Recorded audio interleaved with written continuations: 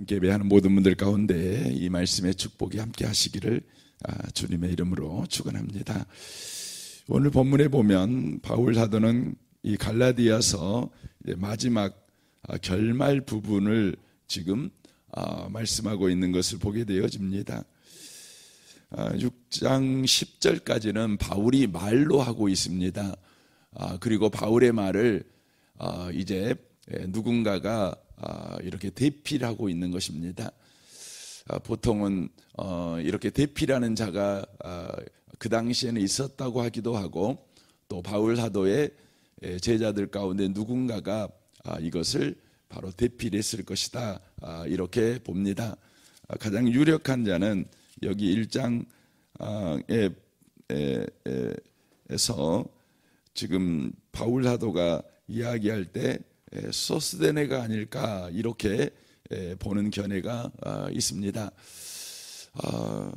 그가 누구이든지 정확하게 알 수는 없지만 어쨌든 6장 10절까지는 바울이 말하고 있는 것입니다. 그런데 6장 11절에 와서 보면 내 손으로 너희에게 이렇게 큰 글자로 쓴 것을 보라, 이렇게 말하고 있습니다.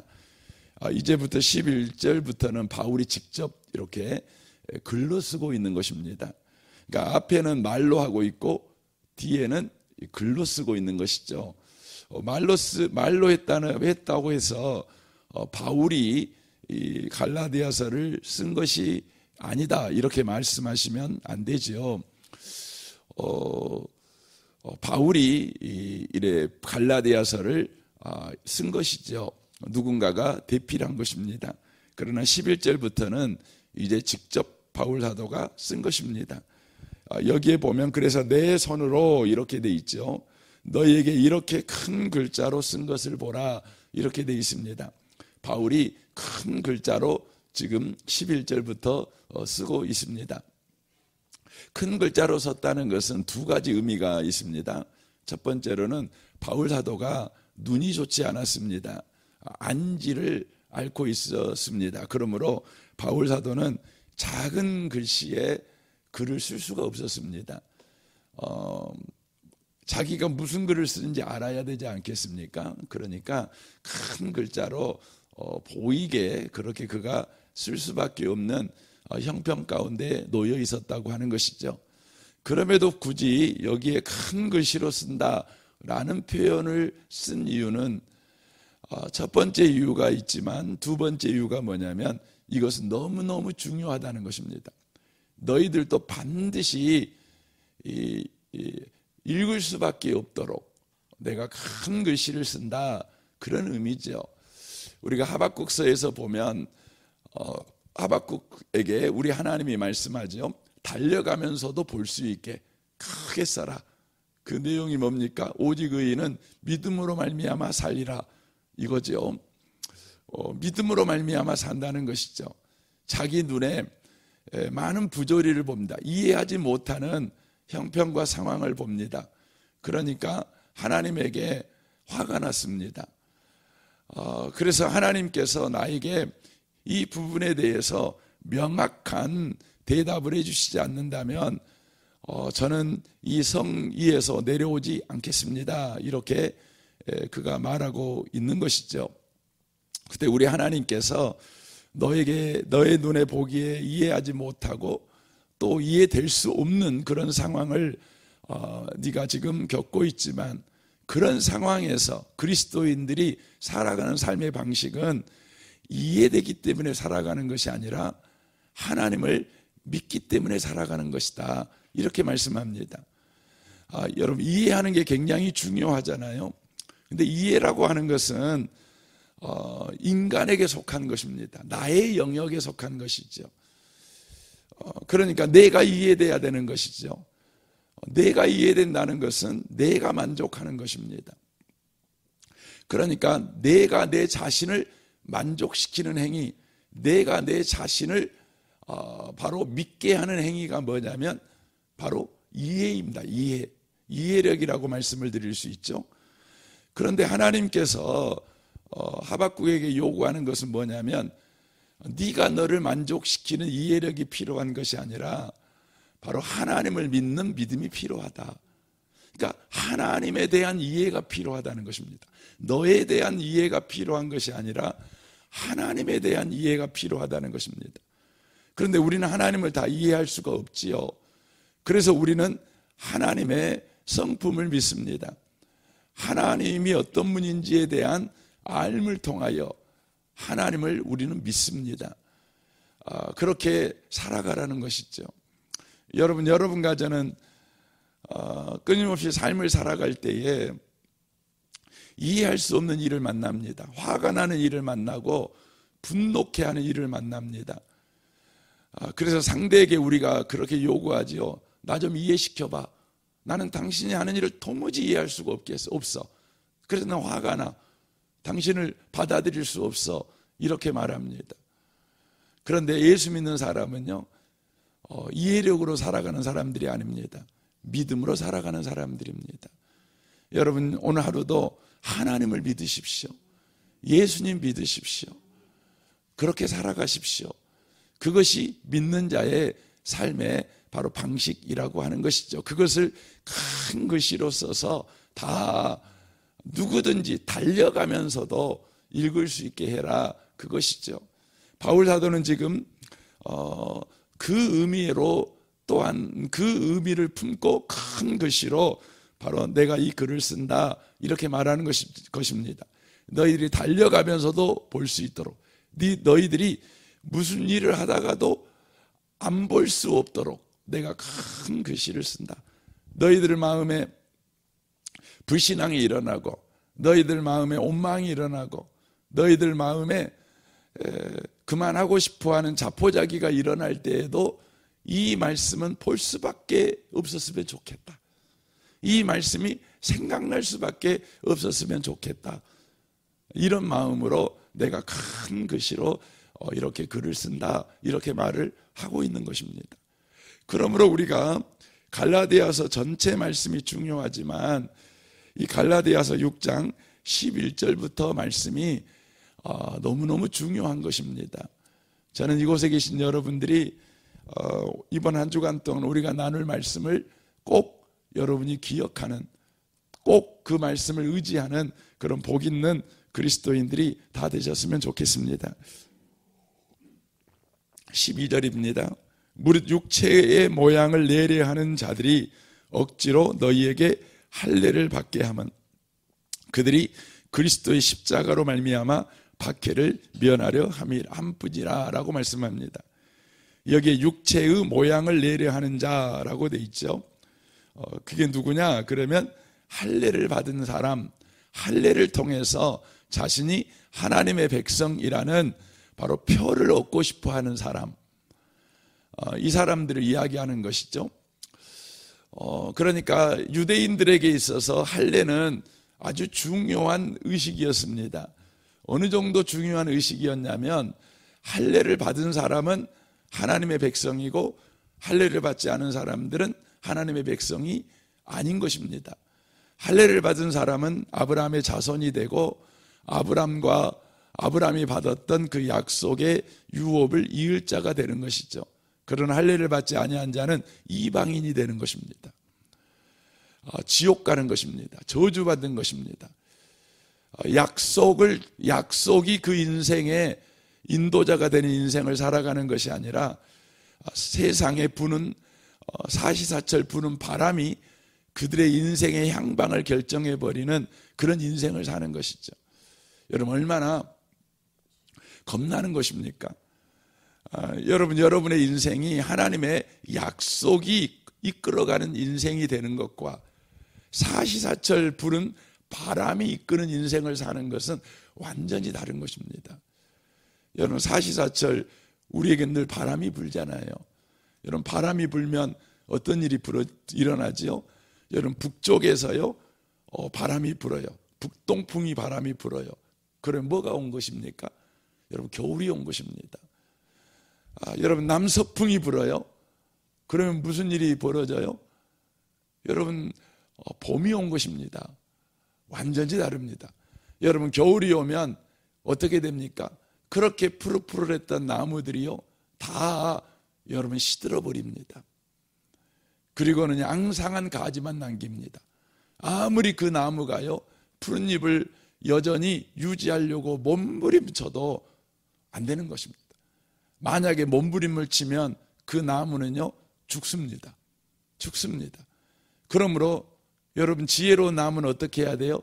겨울에는요 자기가 가지고 있는 모든 잎을요 다 떨어뜨려야 돼요. 왜요? 겨울에는 햇볕이 좋고 또 영양분을 끌어올리기에는 자기에게 힘이 붙이니까 어떻게 해요? 자기가 가지고 있는 나무 잎을 다 떨어뜨려 버려요. 그래서 앙상한 가지만 남는 거예요. 그래서 여러분, 앙상한 나무를 보면 바람을 따라 사는 자의 지혜구나. 저렇게 살아야지. 겨울에는 여러분 그렇게 사는 겁니다. 세상은 그렇게 살라고 말합니다. 여러분, 봄바람이 불면 어떻게 해야 돼요? 봄바람이 불면은요 나무들에게서 물이 올라오죠. 이제 올라오죠. 겨울에 얼었던 여러분 돼지가 녹으니까 물을 힘껏 빨아들일 수 있지 않습니까? 그러니까 나무가 물을 힘껏 빨아 올립니다.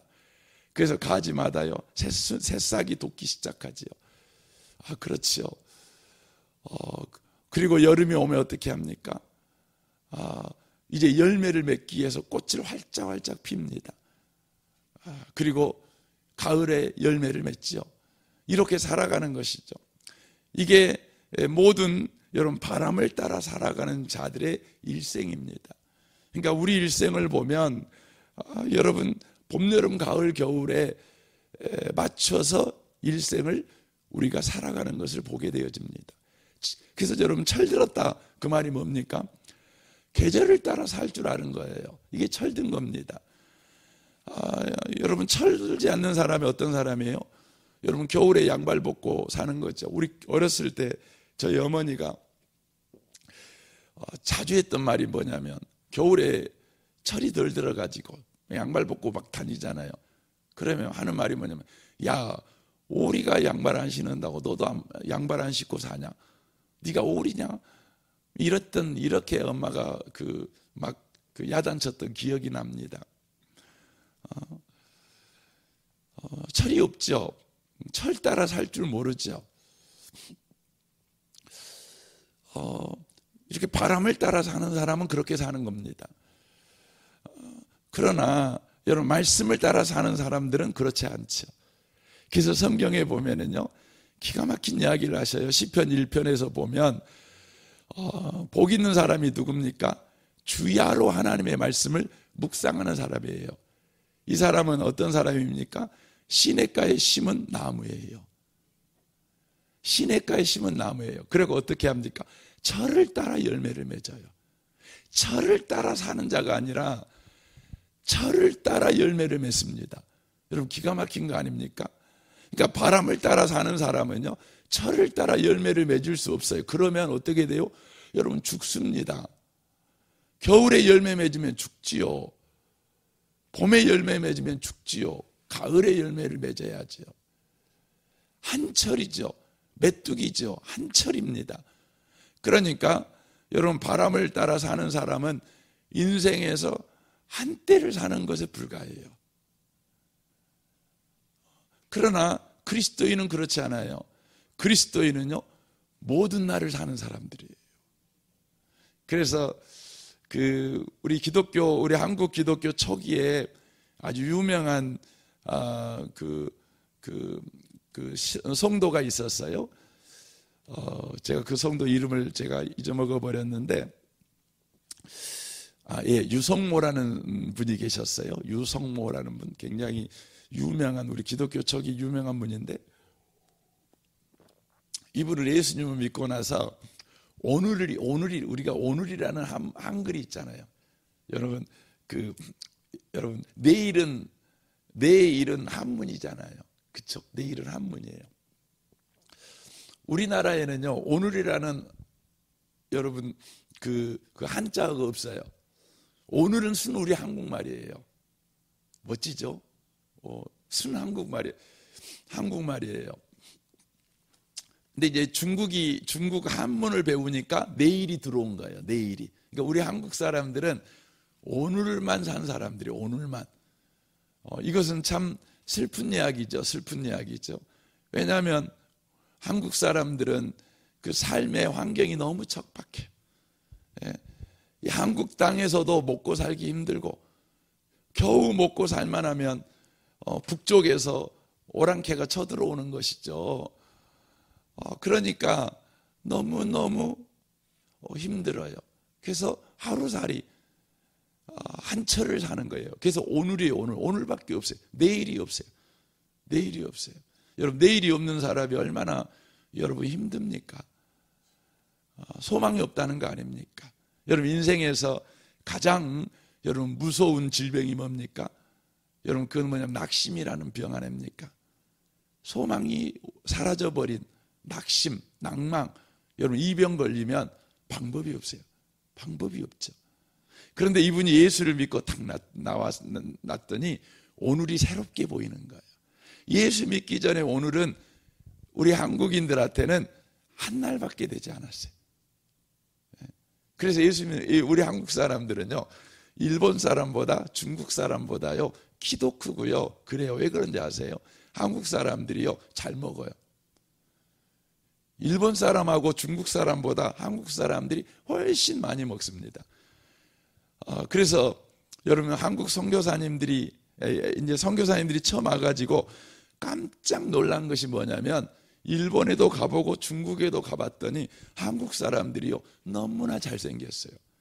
그래서 처음에 한국 사람들을 보고 뭐라 그랬냐면 서양인이라고 그랬어요. 자기들하고 똑같이 생겼대요. 너무 잘생겼어요. 키도 크고, 와, 이렇게 잘생겼나. 근데 왜 잘생겼는가 봤더니 밥을 먹는데요. 여러분, 그 사진도 제가 봤거든요.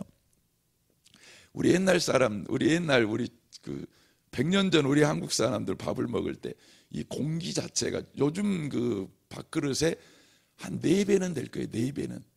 이렇게 커요.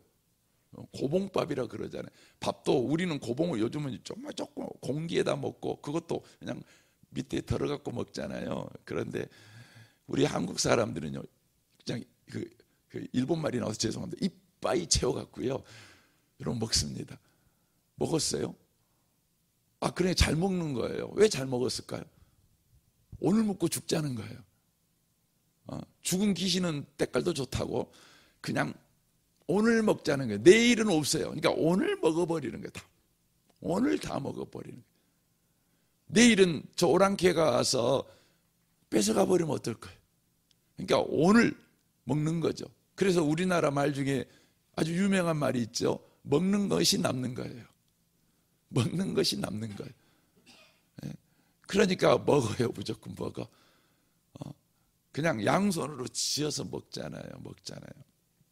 근데 이분이 예수님을 믿고 나서요, 오늘이 새롭게 보였어요. 어떻게 보였냐면 오늘이에요. 오늘. 오가 뭐예요? 감탄사잖아요. 와, 그것이 늘이에요. 늘. 굉장한 해석이죠. 그러니까 예수 믿고 나니까 이 감탄의 삶이 늘 영원해요. 이게 오늘이에요. 오늘.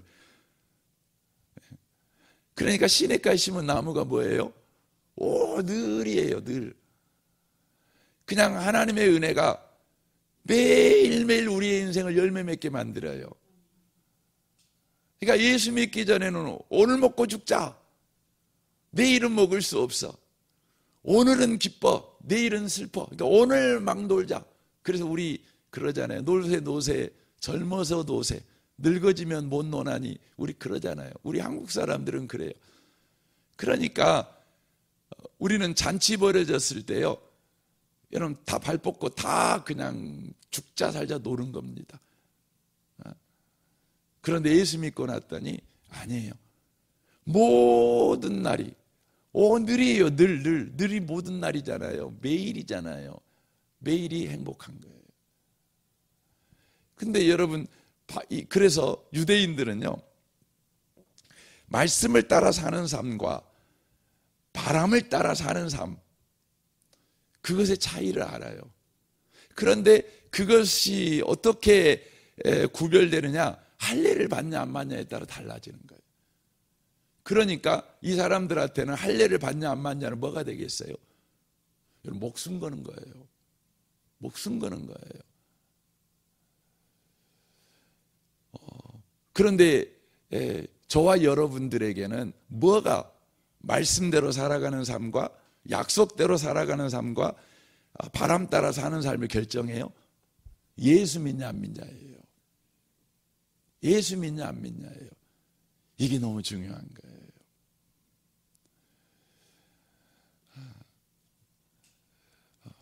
여러분, 저는 우리 은혜보험교회 성도들이요, 바람 따라 사는 사람이 안 됐으면 좋겠어요.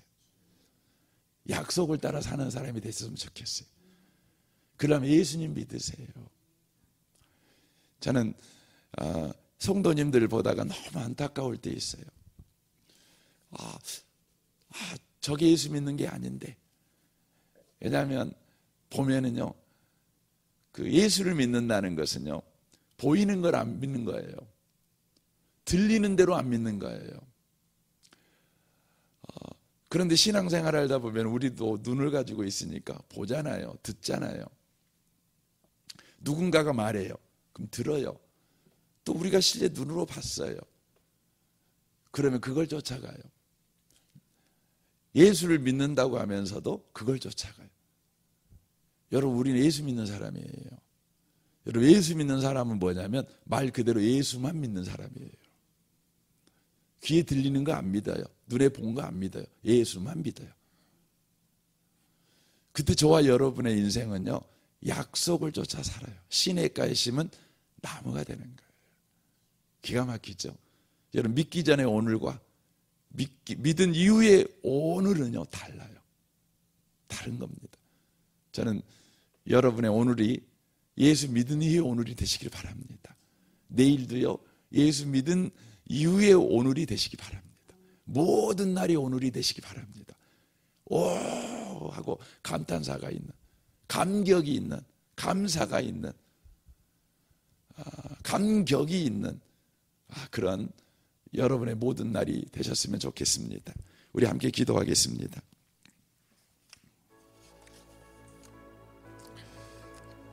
오늘 말씀을 우리 생각하면서 이 시간 기도했으면 좋겠습니다. 주님, 그렇습니다.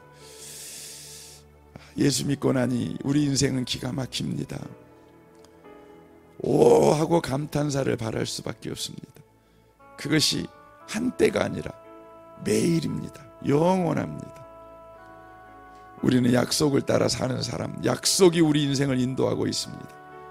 바람을 따라 사는 사람이 아닙니다.